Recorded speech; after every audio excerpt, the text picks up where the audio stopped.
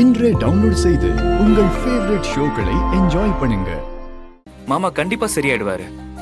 ஏன்னா மாமாவை பார்க்கவே கூடாதுன்னு ஒதுங்கி இருந்த சிபியர் தான் வீட்லயே நம்ம கூட இருக்காரு. இப்போ நம்ம தமிழ் சிஸ்டர் மாமாவை ரொம்பவே கேரிங்கா பாத்துக்கிறாங்க. புதுசா டாக்டரை மாத்தி இருக்கோம்.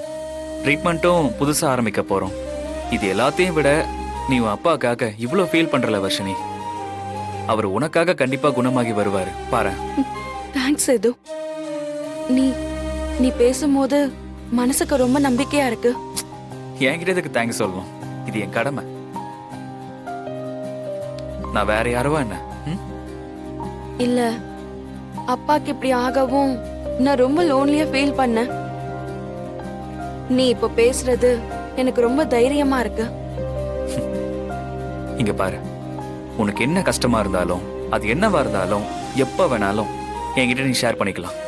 நான் இதே மாதிரி எப்போ உனக்கு சப்போர்ட்டா இருப்பேன், உன் கூடவே இருப்பேன். வர்ஷினி, சின்ன வயசுல இருந்தே நான் உன் கூடவே தானே இருக்கேன். எப்பவும் நான் உன்னை விட்டு எங்கேயும் போக மாட்டேன்.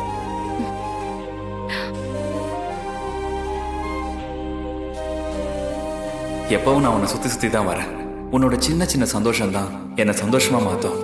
நீ லேசா கண் கலங்கினாலும் அது என்னை பெருசா பாதிக்கும். நான் எப்பவுமே உன்னை பத்திரமா பாத்துக்கணும் வர்ஷினி. என் மனசுல இருக்கிற அன்பை நீ புரிஞ்சுக்கிட்டாலே போதும். சேது, சேது, நீ ஜூஸ் குடி, ஜூஸ் குடி.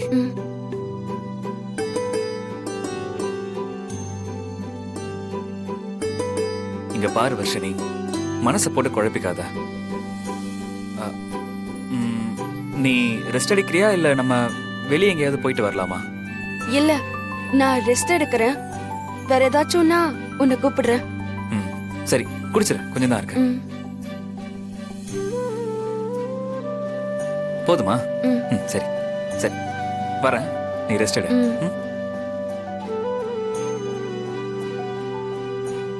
நம்மளை தவிர மற்ற எல்லாருமே ஜாலியா இருக்காங்க.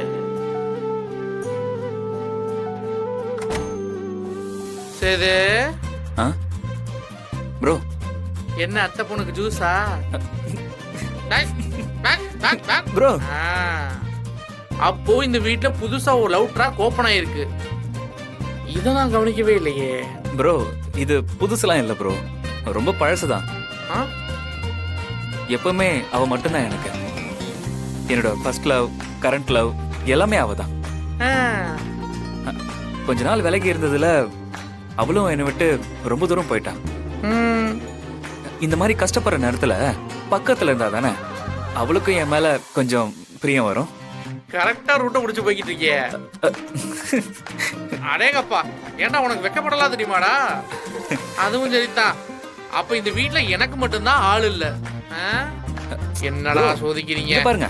முதல்ல ஏன் கல்யாணம் பண்ணிட்டோம், அப்புறம் உங்களுக்கு தான். இங்க பாரு, இதேதான் அவனும் சொன்னான். கல்யாணம் பண்ணி போயிட்டானா? நம்புங்க ப்ரோ. அததான் நம்பிக்கிட்டு இருக்கேன். சரி போ போ, என்னத்த பண்றது, ஜாலிதான், என்ஜாய்டா. நாம ஊர்ல இருக்கிறவெல்லாம் சேர்த்து வச்சுட்டு இப்ப சிங்கிளா நின்றுட்டு இருக்கோம். சரி, என்ன தனியா பழம் போட்டானுங்க. அந்த பக்கம் யாராவது லவ் பண்றாங்களா பாப்போம்.